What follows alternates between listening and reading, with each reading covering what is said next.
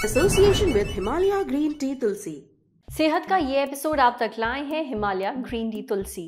ये आपकी इम्यूनिटी और सेहत के लिए फायदेमंद है। आजकल हम बहुत सुनते हैं कि फला फला इंसान की हार्ट अटैक या फिर कार्डियक अरेस्ट के कारण मौत हो गई। अक्सर हमें हैरत होती है कि भाई ये इंसान तो इतना यंग था, कोई ऐसी बीमारी भी नहीं थी, अचानक कैसे कार्डियक अरेस्ट हो गया।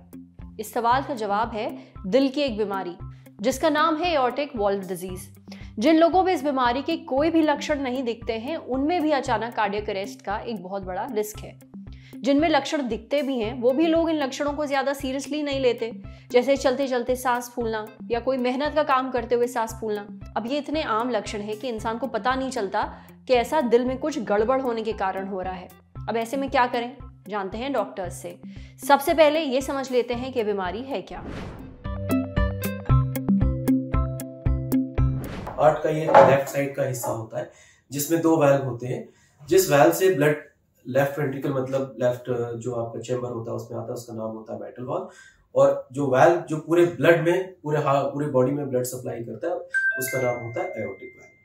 तो आज हम बात करेंगे एओर्टिक वाल्व के बारे में। एओर्टिक वाल्व एक एग्जिट वाल्व है जो कि हार्ट से महाधमनी यानी एओर्टा के थ्रू पूरी बॉडी में ब्लड सप्लाई उसके वाल्व के थ्रू होता है।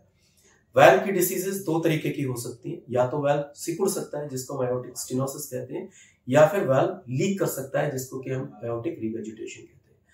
सो अगर हम वाल्व देखें, so what do mean by valve. Valve का फंक्शन चाहे फिर वो टायर में हो या फिर हार्ट में हो, इसका फंक्शन होता है यूनिडायरेक्शनल फ्लो। मतलब उस वाल्व के अक्रॉस एक डायरेक्शन में फ्लो जाए और उस अपोजिट डायरेक्शन में फ्लो ना आए। एओर्टिक वाल्व के डिपेंड करता है एज क्या है, खराब होने का कारण रूमेटिक हार्ट डिसीज होती है या फिर बचपन से किसी को बाइकस्पिड एओर्टिक वाल्व यानी कि हार्ट की वाल्व में 3 लीफलेट्स होती है, अगर किसी को 2 है तो वो भी रीजन हो सकता है। एल्डरली पॉपुलेशन में नॉर्मली इसका कारण एक डिजेनरेटिव प्रोसेस होती है, मतलब धीरे धीरे करके जैसे जैसे एज बढ़ती है, स्पेशली जिन लोगों में शुगर बीपी कोलेस्ट्रॉल ज्यादा होता है, उनके वाल्व पे धीरे धीरे करके कैल्शियम डिपॉजिट होने लगता है, जिसके कारण वाल्व या तो सिकुड़ जाता है या लीक करने लगता है।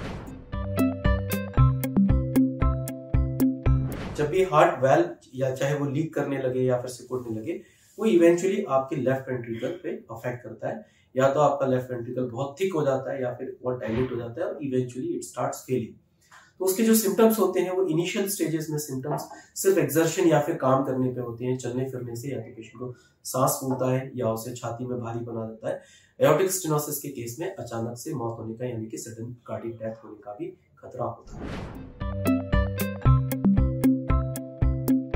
अब इसका ट्रीटमेंट है वो डिपेंड करता है कि वाल्व की डिसीज की सीवियरिटी क्या है। इसका मतलब ये है कि वाल्व का खराब होना उसका ऑपरेशन होने के बराबर नहीं है। हम इसकी ग्रेडिंग करते हैं। सबसे अच्छा और सिंपल टेस्ट इसको कराने के लिए होता है echocardiography, which is not very costly and easily available. उससे ये डिसाइड होता है कि वाल्व की खराबी कितनी है, जिसकी की ग्रेडिंग माइल्ड, मॉडरेट और सीवियर होती है। माइल्ड और मॉडरेट तक वाल्व को किसी तरीके के ऑपरेशन की जरूरत नहीं पड़ती है, बट एक बार वाल्व की खराबी सीवियर हो और पेशेंट को सिम्टम्स आने लग जाए तो उस सिचुएशन में हमें वाल्व को इमीडिएटली ऑपरेट करके बदलना होता है, जिसको कि हम एओर्टिक वाल्व रिप्लेसमेंट कहते हैं। ये ऑपरेशन का सही समय पे होना जरूरी होता है, बिकॉज सेम डिसीज अगर बहुत ज्यादा एडवांस होती है और ये लेफ्ट वेंट्रिकल पे बहुत ज्यादा असर कर देता है तो वाल्व का सर्जरी का रिस्क भी बढ़ता है और आउटकम भी उतना अच्छा नहीं होता है। आज की तारीख पहले ऐसा होता था कि वाल्व को रिप्लेस करना सिर्फ एक सर्जरी के थ्रू पॉसिबल था, जिसको हम एओर्टिक वाल्व रिप्लेसमेंट या ओपन हार्ट सर्जरी के थ्रू करते थे।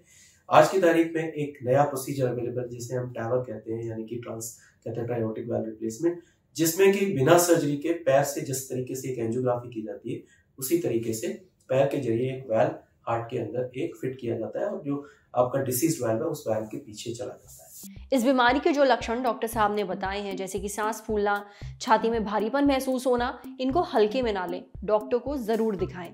अब बढ़ते हैं सेहत के अगले सेगमेंट की तरफ, तन की बात। जानिए प्रेगनेंसी में होने वाली उस कंडीशन के बारे में जिसकी वजह से नॉर्मल डिलीवरी में प्रॉब्लम आती है।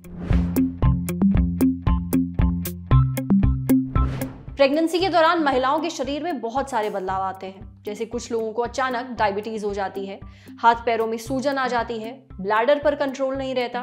पर एक कंडीशन और है जो प्रेग्नेंट महिलाओं में काफी आम है और इसका नाम है pre-eclampsia. National health portal of India द्वारा रिलीज किए गए डेटा से पता चलता है कि हिंदुस्तान में 8 से लेकर 10% प्रेग्नेंट औरतों को ये कंडीशन होती है। अगर प्रीक्लैम्सिया को आसान शब्दों में समझें तो इसका मतलब हुआ प्रेगनेंसी के दौरान हाई ब्लड प्रेशर होना, साथ ही प्रेगनेंसी में या फिर डिलीवरी के बाद पेशाब में प्रोटीन निकलना। इसका यह मतलब भी हुआ कि आपकी किडनी या फिर लिवर में दिक्कत हो सकती है। प्रीक्लैम्सिया ज्यादातर प्रेगनेंसी के 20वें हफ्ते के बाद होता है, पर कुछ केसेस में उससे पहले या फिर डिलीवरी के बाद भी हो सकता है। प्रीक्लैम्सिया का सबसे बेसिक इलाज है डिलीवरी, यानी डिलीवरी के बाद यह दिक्कत बंद हो जाती है। अगर आपकी प्रेगनेंसी 37वें हफ्ते से ऊपर है तो डॉक्टर कुछ तरीकों की मदद से आपको लेबर में भेजेंगे, यानी फोर्स्ड लेबर। अगर आपकी प्रेगनेंसी 37वें हफ्ते से कम है तो ये आपके डॉक्टर डिसाइड करेंगे कि आप कब डिलीवर कर सकते हैं। वो आपकी और आपके बच्चे की सेहत को ध्यान में रखते हुए ये डिसीजन लेंगे। ये ध्यान में रखा जाएगा कि प्रीक्लैम्सिया कितना सीरियस स्टेज पर है। इसके अलावा प्रेगनेंसी के दौरान बीपी को कंट्रोल करने की दवाई भी दी जाती है। ये दवाइयां हो सकता है कि इंजेक्शन की मदद से नसों में डाली जाए। बहुत ही जरूरी है कि प्रेगनेंसी के दौरान जो महिलाएं हैं वो काफी हेल्दी खाना खाएं और विटामिन जरूर लें। साथ ही डॉक्टर से चेकअप करवाते रहिए, बीपी चेक करवाते रहिए। समझे? अब बारी है सेहत के आखिरी सेगमेंट की, खुराक, यानी एक झकास सी हेल्थ टिप। जाने क्या फ्रोजन खाना खाना सेहत के लिए ठीक है? कई लोग फ्रोजन फूड घर पर स्टोर करके रखते हैं। एक तो खराब नहीं होता, लंबे समय तक चल सकता है। आपने भी अपने घर पर देखा होगा, मटर को फ्रीजर में पैक करके रख दिया जाता है, फिर वो मटर साल भर खाया जाता है। पर क्या फ्रोजन फूड खाना आपकी सेहत के लिए सही है? जवाब है हाँ। आमतौर पर फ्रोजन फूड में मौजूद विटामिन और मिनरल कहीं गायब नहीं होते। साथ ही उस खाने में मौजूद कार्बोहाइड्रेट, प्रोटीन या फैट की क्वालिटी पर भी कोई असर नहीं पड़ता है। कई बार तो फ्रोजन फूड में फ्रेश फूड से ज्यादा मिनरल्स और विटामिन होते हैं, क्योंकि अगर फ्रेश सब्जियों को लंबे समय के लिए आप बिना फ्रीज किए बाहर छोड़ देंगे तो उनका पोषण जो है वो छूमंतर होने लगता है। फ्रीज करने से उनके अंदर मौजूद पोषण बचा रहता है, इसलिए ये आपकी सेहत के लिए हानिकारक नहीं है। एक बात यहाँ साफ साफ बता दूं, हम जिस फ्रोजन फूड के बारे में बात कर रहे हैं वो हैं सब्जियां और फल, वो नहीं जो पैकेट में बाजारों में बेचे जाते हैं या जिनके अंदर प्रिजर्वेटिव्स होते हैं। समझे? तो आज सेहत पर इतना ही। अगर आप एक डॉक्टर हैं, हमसे कुछ शेयर करना चाहते हैं तो जो ईमेल आईडी इस वक्त आपको अपनी स्क्रीन पर दिख रही है उस पर हमें एक मेल भेज दीजिए। शुक्रिया।